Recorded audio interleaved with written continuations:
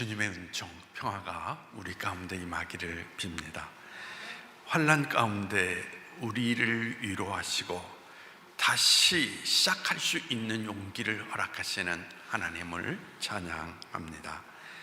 이제 길목에 나무들이 조금씩 생기가 있습니다. 버드나무에 생기가 도는 모습을 저는 제일 좋아하는 봄 풍경 가운데 하나입니다. 땅바닥에 엎드려 겨울을 견딘 식물들이 몸을 일으키고 있습니다. 이래저래 어려운 일도 많지만 그래도 삶은 이렇게 지속된다라는 것입니다. 우리 속에 생기가 깃들어 몸과 마음을 일으켜 세울 수 있으면 좋겠다라는 바람을 가지고 있습니다. 저와 여러분이 신앙의 길에서 여러분들이 담고자 하는 성품이 있다면 어떤 분의 성품이겠습니까? 의심할 여지 없이 우리는 모두 다 예수님을 닮고 싶다라고 이야기할 것입니다. 저는 가끔 왜 예수님이 우리의 목자가 되셨을까? 아니, 어찌 생각해보면 우리와 상관이 없는 우리를 위해서 목숨을 버려야 될 이유가 어디 있을까 생각을 해보게 됩니다. 본문에서 예수님을 선한 목자라고 비유를 하는데, 목자라는 말을 여기에서 사용할 때에는 양을 전제하고 있다는 이야기인 것입니다. 과연 양과 목자는 무슨 관계일까? 아니, 예수님은 그들과 무슨 관계가 있을까? 예수님은 특정한 사람의 목자가 되신 것이 아니라 오늘 성경을 통하여서 우리 모두의 목자가 되신다라는 것을 말씀하고 있고, 그리고 양들을 위해서 나는 목숨을 버린다라고 선포하고 계십니다. 이어서 예수님은 목자와 대비해서 싹꾼에 대한 이야기를 하고 있습니다. 요한복음 10장 12절 말씀입니다. 싹꾼은 목자가 아니요 양도 제 양이 아니라 이리가 오는 것을 보면 양을 버리고 달아나느니 이리가 양을 물어가고 또 해치느니라. 싹꾼이 어떤 사람입니까? 자기가 절대 손해보지 않는 인생을 살아가는 사람을 싹꾼이라고 이야기합니다. 결정적인 순간, 위기의 순간이 다가오면은 자기 목숨을 보존하기 위해서 도망하는 사람이죠. 선한 목자와 싹꾼은 결정적인 위기의 순간에 모습을 드러내게 된다는 이야기인 것입니다. 이때 드러나는 유선적인 모습들이 바로 싹꾼의 모습이라고 말할 수가 있습니다. 여러분, 우리가 예수를 믿는다라고 이야기하면서 가장 사용을 많이 하는 언어 가운데 하나가 사랑입니다. 그런데 그 사랑의 진정성에 대해서 한번 생각해 보십시오. 사랑이라는 언어를 우리가 사용하고 있는데,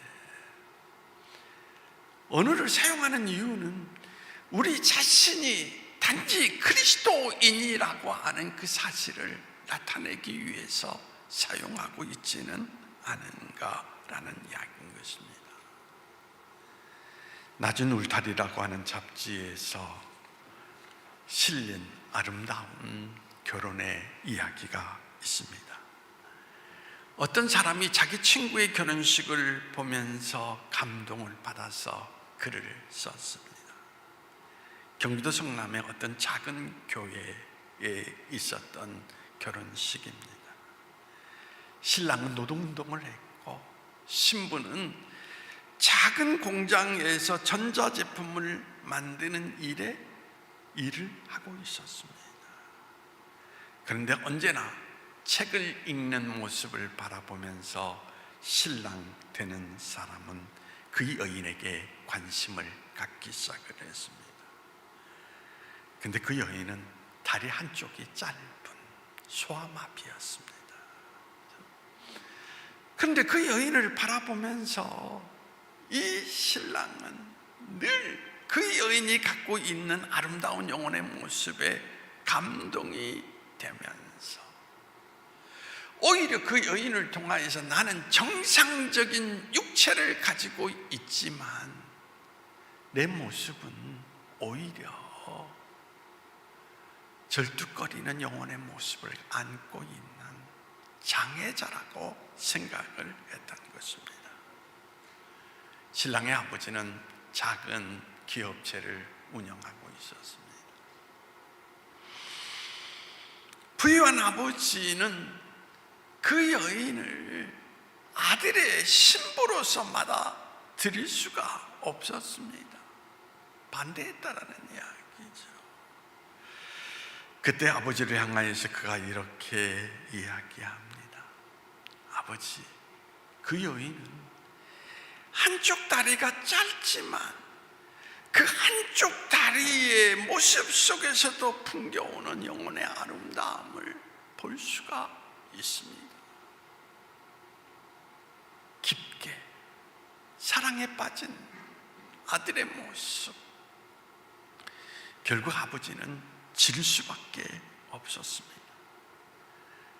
그래서 결혼한 그들에게 집을 주겠다라고 이야기를 할 때 그 아들과 며느리는 아닙니다, 거절을 하고 새방에서 결혼식을, 신혼생활을 시작했던 것입니다. 마치 동화와 같은 이야기죠. 그들은 작은 교회 속에서 바이올린과 첼로, 피아노 반주에 맞춰서 근처 사진관에서 빌려 입은 빛바란 웨딩드레스와 구식의 양복을 입고 결혼식을 올렸습니다. 신랑 결혼식 전날 신부에게 이런 편지를 보냅니다. 나는 내일 이제껏 성치 못한 다리를 가지고 이 세상을 이끌고 온 당신의 손을 잡고 하나님 앞에 나아가서 고개를 숙여 맹세할 것입니다. 늘 기쁨으로 당신의 한쪽 다리가 되겠다라고, 만일 그러하지 못하다면 나로 하여금 한쪽 다리가 작아져서 당신과 한마음이 될 수 있도록 해달라고 기도하겠습니다. 여러분 어떻습니까? 참 아름다운 이야기죠. 참 아름다운 모습 속에서 그들이 가지고 있는 사랑의 모습을 느낄 수가 있습니다. 근데 죄송하지만 여러분에게 묻겠습니다. 과연 여러분의 아들 중 하나가 다리를 저는 여인과 결혼을 한다고 할 때 여러분들은 그래, 아름다운 사랑을 하는구나 라고 그렇게 말하면서 과연 그들을 받아들일 수 있느냐라는 이야기인 것입니다. 여러분의 아들과 딸이 전혀 어울리지 않는 누군가와 결혼을 하게 될 때에 그것을 감사함으로 받아들일 수 있겠느냐라는 이야기인 것입니다. 제가 느끼는 것은 우리 인생이 그런 것 같아요. 아름답다라고 하는 거하고 실제적으로 우리가 품고 살아가는 것과는 전혀 다른 모습을 가지고 있다는 것입니다. 오늘 예배드리는 여러분이 예수님을 닮고 싶은 성품, 그것이 저는 사랑의 성품이라고, 온유한 성품이라고 말하고 싶습니다. 예수님은 모든 이들을 만날 때마다 그들을 향한 뜨거운 눈물과 그리고 마음의 연면을 가지고 있었습니다. 율법이나 원칙도 중요하지만 영혼을 바라볼 수 있는 마음이 있었기 때문에 늘 힘들고 어려운 사람들을 찾아서 위로하시는 예수님의 모습을 우리는 발견하게 됩니다. 그래서 수가성 여인을 만났고 삭개오를 만났고 가늠하다가 현장에 붙잡힌 여인을 만났던 예수님을 우리는 찾아볼 수가 있습니다. 온유한 성품에 대한 많은 정의가 있습니다. 예수님을 통해서 발견할 수 있는 온유의 모습이라고 하는 것은 양의 마음을 헤아리는 마음이다 라고 이야기를 할 수가 있습니다. 우리가 온유한 성품을 가지지 못하는 이유가 뭡니까? 우리는 늘 남이 나를 헤아려 주기를 바라고 있지 않습니까? 신앙의 길을 걸어가면서 목사님이 지금 내 마음을 알아줄까? 나를 이해하고 있을까? 반대로 여러분들이 목사님의 마음을 헤아려 보신 적이 있습니까? 그리고 내가 주장하는 것이 어떻습니까? 거부될 때에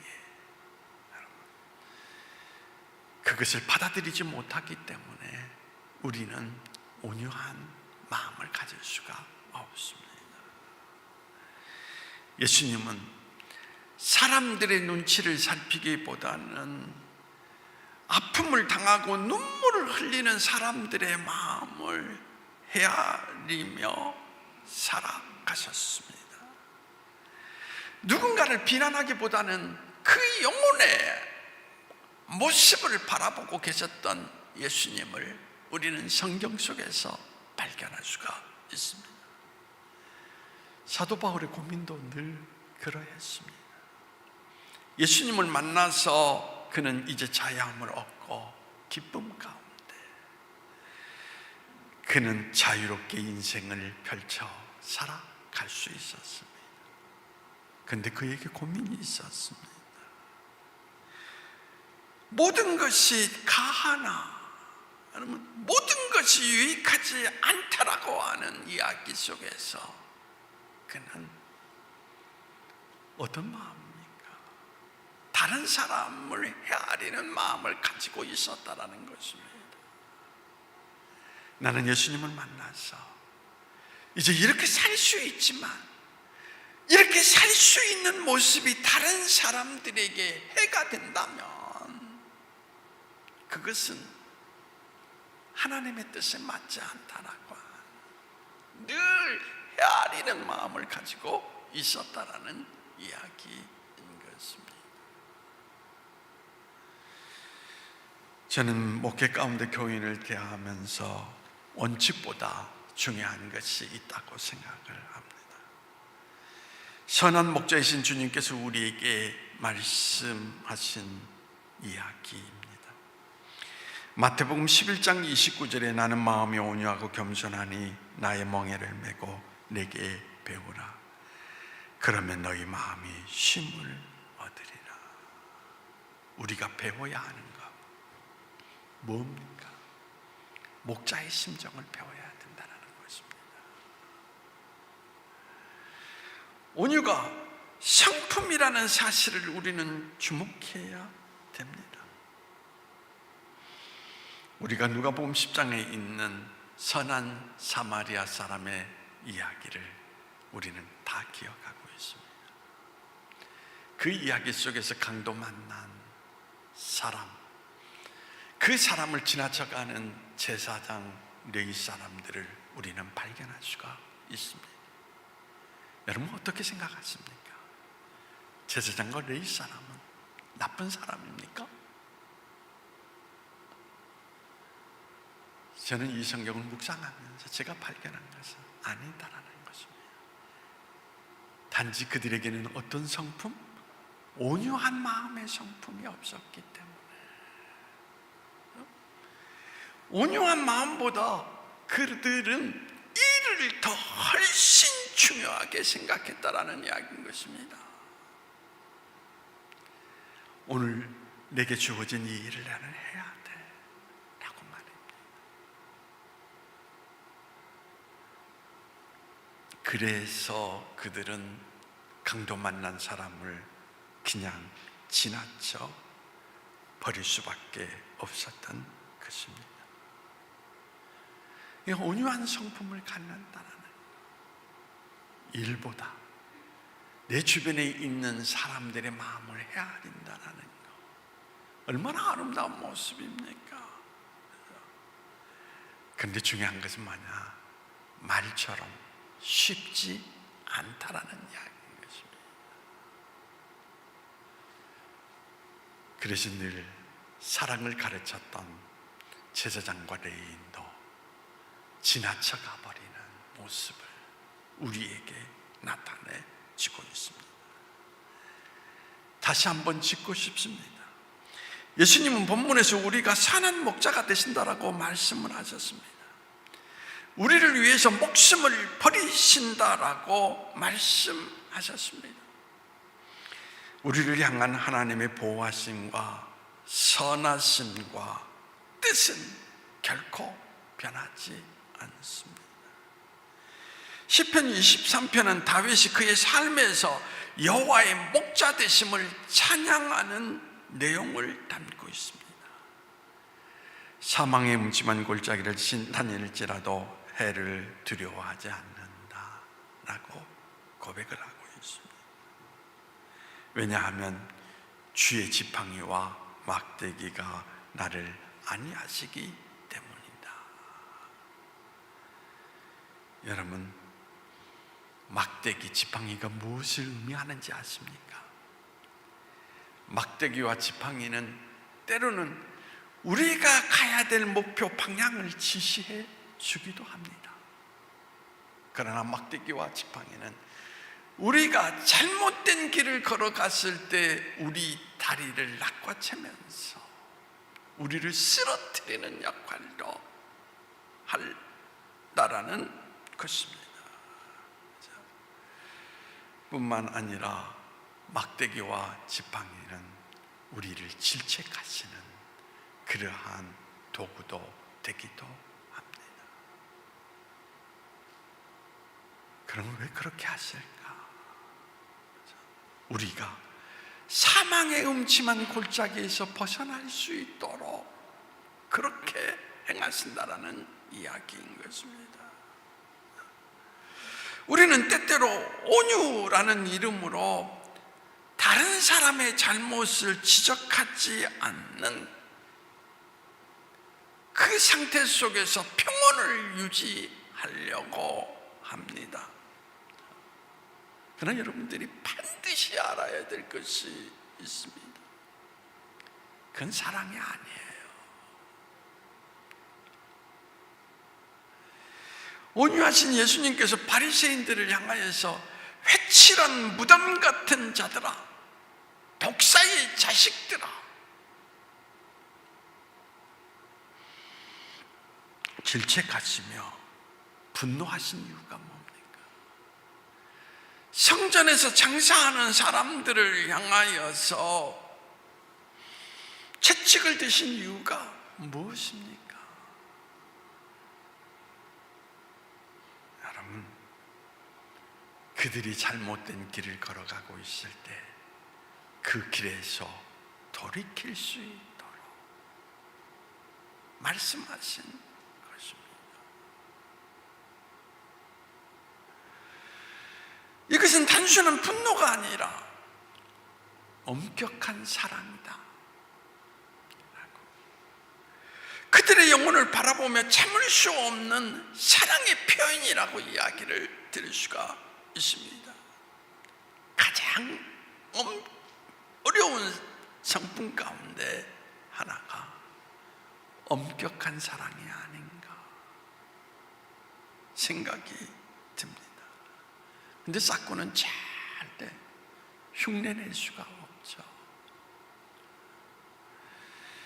어떤 누구도 다른 사람에게 나쁜 평판을 받기를 원치 않기 때문입니다. 힘들고 어려워도 그 영혼을 사랑하는 사람만이 할 수가 있는 이야기라는 것입니다. 여러분 혹시 그 엄한 사랑을 행하지 못했기 때문에 후회한 적이 없습니까?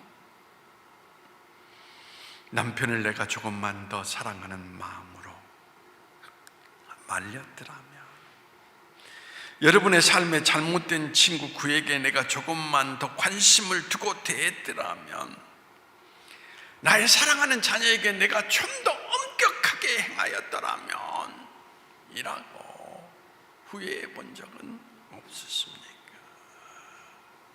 우리가 분명히 알아야 돼요. 엄한 사랑이 결코 영혼에 대한 무감각, 영혼에 대한 사랑이 부족해서 그러한 것이 아니라는 이야기인 것입니다. 엄한 사랑 때문에 깨어지는 아픔을 경험할 수도 있습니다. 이번 대선 기간 가운데 여러 가지 많은 찌라시들이 돌고 돌았습니다. 근데 어떤 분이 저에게 이런 이미지 한 장을 보내왔습니다. 촛불이 산불이 되었다 라고 말해요. 그것도 기독교인으로서 어느 정도 직분을 가지고 있는 사람이 너무 아팠습니다. 지금 동해안의 산불 속에서 고통받는 사람이 얼마나 큰 시련 가운데 있습니까? 어떻게 비유를 해도 촛불이 산불이 되었다, 그렇게 말할 수 있습니까?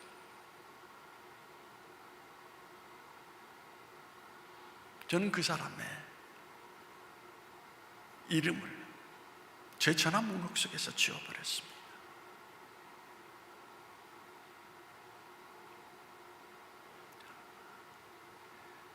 여러분, 그리스도인들이 오늘 고통 가운데 있는 사람들의 마음은 헤아리지 못할지언정 어떻게 그렇게 그들을 조롱할 수 있는가?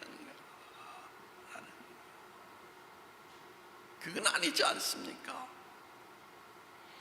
엄격한 사랑은 때로는 이처럼 깨어지는 아픔을 경험하기도 하고, 때로는 관계가 단절되는 그러한 일들도 일어날 수 있습니다. 그때 하나님을 바라보았습니다. 하나님이 얼마나 아프실까라는 것입니다. 로마서 12장 18절에 할 수 있거든 너희로서는 모든 사람과 더불어 화목하라 라고 가르치고 있습니다. 가능하면 온유하고 화목하는 것이 옳습니다. 그런데 불가능할 때도 있다는 이야기인 것입니다. 이유가 어떻든지 간에 갈라서야 될 때도 있다는 것입니다. 아마도 우리의 관계가 단절되는 것을 보신 하나님은 조금 전에 말씀드린 것처럼 나보다 더 크게 아파하고 계실 것입니다.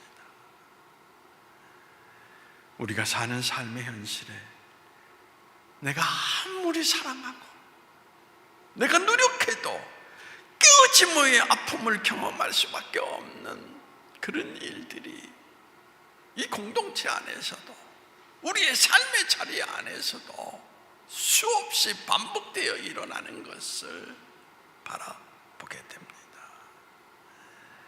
문제는 이런 악화된 관계, 잘못된 만남을 위해 애를 써보지도 않고 그냥 온유와 평화라는 이런 가운데에서 아무 말 하지 않고 모든 것을 포기하는 것, 그것은 옳지 않다라는 것입니다. 오늘의 덮음이 오히려 내일의 더 큰 잘못으로 변화되어 갈 수 있다는 이야기인 것입니다. 우리가 배워야 될 가장 아름다운 성품 중에 하나가 예수님이 양을 위하여 목숨을 버리신 그 온유한 사랑입니다. 그 사랑 때문에 예수님은 모든 것을 참으셨습니다. 그러나 여기에서 끝나지 않았습니다. 그 사랑 때문에 예수님은 엄격하게 질책을 하셨습니다. 이 독사의 자식들아, 회칠한 무덤아. 그러지 않았습니까? 왜 그렇게 할 수 있었습니까?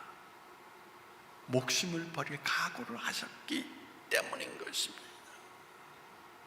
나는 죽어도 좋다.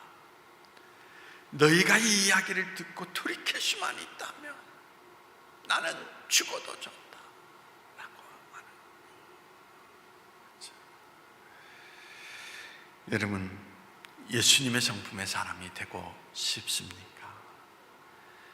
그렇다면 온유한 사랑을 하십시오. 누군가의 영혼을 바라보면서 하나님의 마음으로 엄격한 사랑을 하십시오.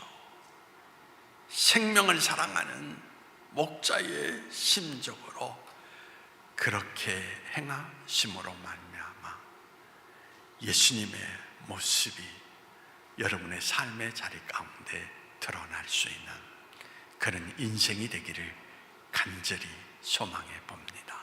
기도하시겠습니다. 하나님, 오늘도 아름다움과 실제하는 삶의 모습이 너무 다름을 성경을 통하여서 깨달을 수가 있었습니다. 그 모든 것을 극복하고 이 땅에 진정한 사랑을 드러낼 수 있는 것은 온유한 모습 가운데 엄격한 사랑을 실현할 때 그 모든 것을 이룰 수 있다라는 교훈을 얻습니다.